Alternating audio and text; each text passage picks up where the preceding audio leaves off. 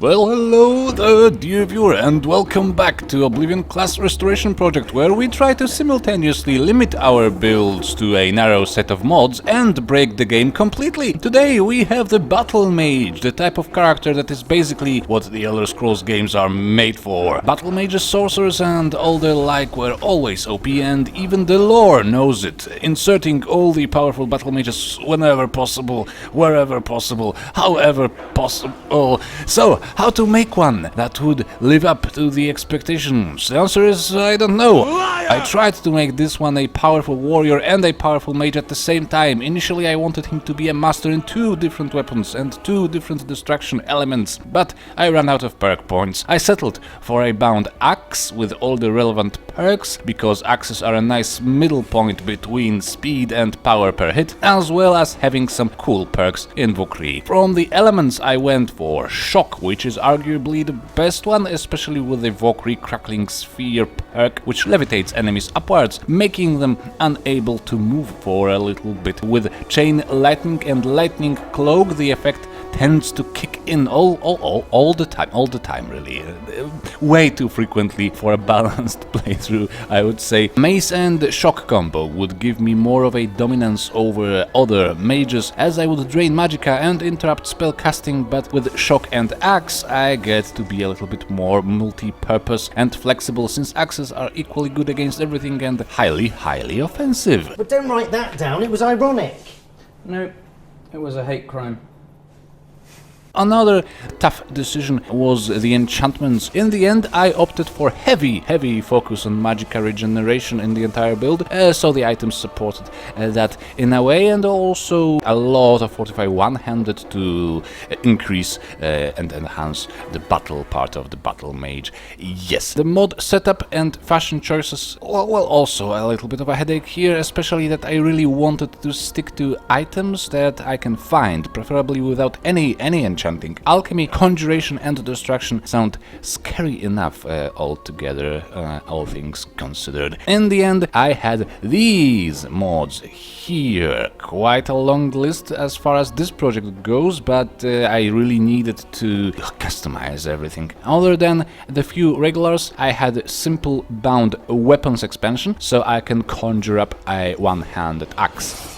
Odin spells and Okato's recital from Apocalypse made the build more than viable on legendary difficulty, particularly the way Odin improves summons, while also improving your bound weapons, and Atronax with Vokrii perks has become the synergy of doom. Evenstar turned out to be most helpful in building up the insane magicka regeneration. More on that in the second, but first, fashion. For some reason I rejected honed metal completely for this build and tried my best to build an item set from what I was able to find and buy. Maybe because I am too tempted to go for double enchantments when I use honed metal, and that would be, I think, way too much. Unfortunately, it meant I needed to wear the vanilla-looking master robe of amplified destruction. It does have the walloping 150% magicka regeneration bonus too, which would be very hard to replicate without perks and enchanting. So, to make him look a little bit more unique, I had Modular clothing system for Skyrim installed. It is a vast mod. It adds a lot of little things like pauldrons and belts and epaulets.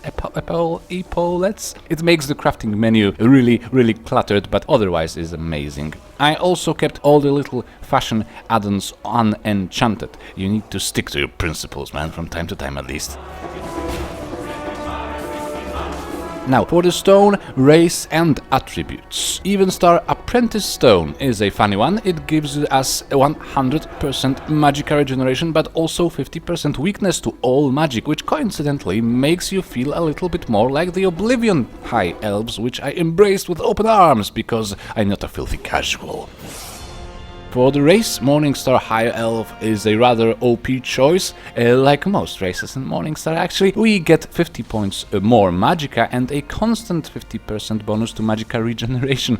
So, between the late game robe, the race and the standing stone, we are already looking at 300% faster magicka regeneration. Aye.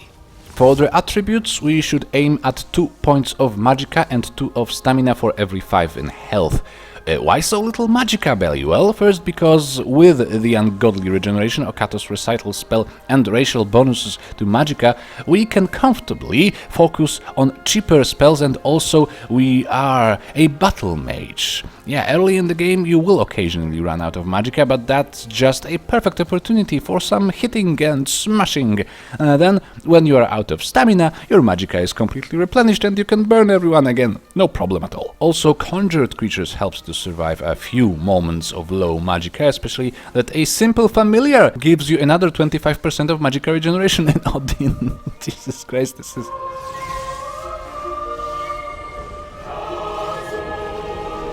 Okay, so let's go over the skills. We have one-handed conjuration, distraction, alteration and alchemy as our mains. In one-handed, take all the axe perks and then the victory rush at the top. Victory rush will help you greatly with your low stamina, allowing you to stay in pure combat mode for pretty much as long as you want. All the power attack perks on the right will also be a perfectly valid school of smashing, but disciplined fighter is the top priority one, again for the more effective use of stamina. Disarming slash seems to work best with swords in my experience.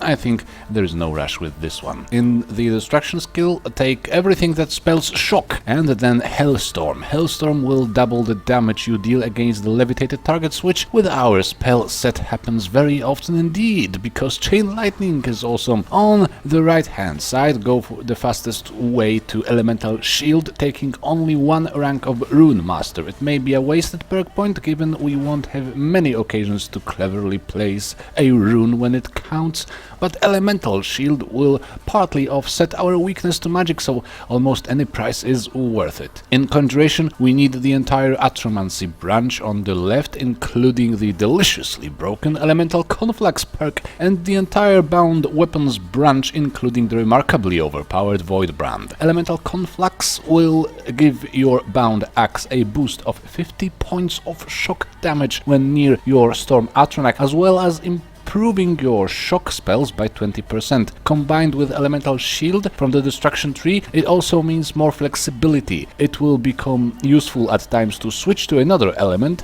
cast a Flame Cloak and conjure a Flame Atronak, for example, when facing enemies dealing a lot of fire damage. It will give you some fire resistance, apply some weakness to fire to nearby enemies, improve the damage of your fire spells, and give your axe some fire damage on top of the insane 30 points per second of magicka and stamina drain. Twin Souls, well, what can I say? I could not resist, given how important summons become with Elemental Conflux, and considering a lot of Odin and Apocalypse summons grant you some additional benefits. Having 2 summons means you can have the Storm Atronak improving your best spells at your side all the time, while you also benefit, say, from the Clanfear's ongoing bleeding damage, or from Ursine's familiar armor rating bonus, or from the standard familiar's magicka regeneration boost. In Alteration, take the Mastery, all the ranks of armor and resistance perks, 2 ranks of the Battlemage, and 2 of Alter Self, Atronak, Okato's Preparation, Sorcerer's Robes, and Stability. This solid set of perks will offset our weakness to magic pretty much entirely, especially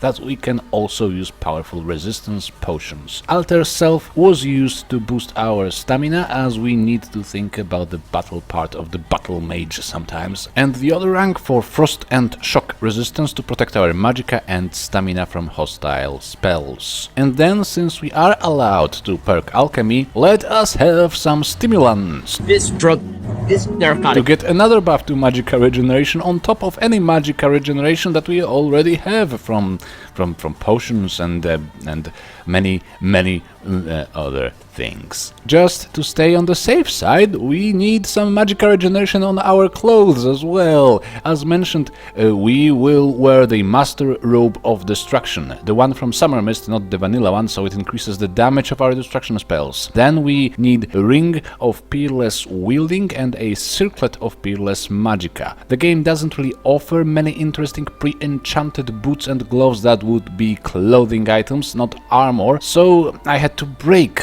the rule and do some enchanting of my own for these two. Simply placing the best Fortify one-handed in these slots turned out to be the best choice with the finished build. Before the build is complete with all the juicy synergies and resistances, you will at times need some elemental resistance and destruction cost reduction items. Speaking of synergies, here is a list of the most crucial spells, but as mentioned, there is many more you will occasionally use. This is just the set that works best with our perks and with each other. Yes, we have two restoration spells, Troll's Blood and Fast Healing. Troll's Blood will come from Okato's Recital, and Fast Healing will be improved with spell Twine, adding more healing to your healing. The heal secondary effect is 50 points at best because it's half of your alteration, but it is just good enough to make the rather cheap and basic fast healing spell useful throughout the entire game. Then Shocking Strikes and Lightning Cloak should also be fired with Okato's Recital. When near your Storm Atronach, your power attacks will cause a burst of lightning dealing 125 damage, and your cloak will deal 20 points of damage per second. Obviously, we will top that with some Fortify Destruction potions. Your most frequently used offensive spells, Storm Hands and Chain Lightning, should also be entwined with the heal effect. With your rapid rate of fire, healing 50 points of health every time you cast a spell can really make a lot of a difference. If you want to focus on the battle side of your Battlemage, you can open an encounter with the Orc Strength spell, relocating part of your magicka into stamina and improving your power attacks with increased stagger chance and a chance of knocking people to the ground. When in this battle mode, you should also conjure your Ursine Familiar and or Clanfear. The Familiar will give you 100% more armor rating, the Clanfear will assist you in knocking and throwing people around. Otherwise, in your mage mood, you can go with the OP potent Storm Atronach and a standard Familiar. Both stances can and should be improved with alchemy, so we want to have a batch of Fortify Destruction and Fortify one-handed potions always available. There was also one multi-effect potion I tried to create as often as possible, and it really added some OP to the already OP. You can make it out of Jazzbay grapes, wheat and Emperor's Parasol moss. It gives you a magicka and health regeneration boon, 120 in my case, as well as some Fortify magicka effect. When you have this with Troll's Blood and healing yourself each time you attack with magic, you become pretty much invincible and inexhaustible. So in the end, we will become a master of battle and magic, and we will probably have to play on Legendary. I think I need to maybe ban some mods, perhaps? Maybe stop using Okato's Recital? Because at this point it's like having 3 additional item slots for cheat enchantments. I think I'm done here. Let me know how you like the build. Subscribe for more. Leave a like. Generally just interact, because YouTube believes you only matter if you behave like a small child putting your fingers into everything. And we shall see each other again. Bye.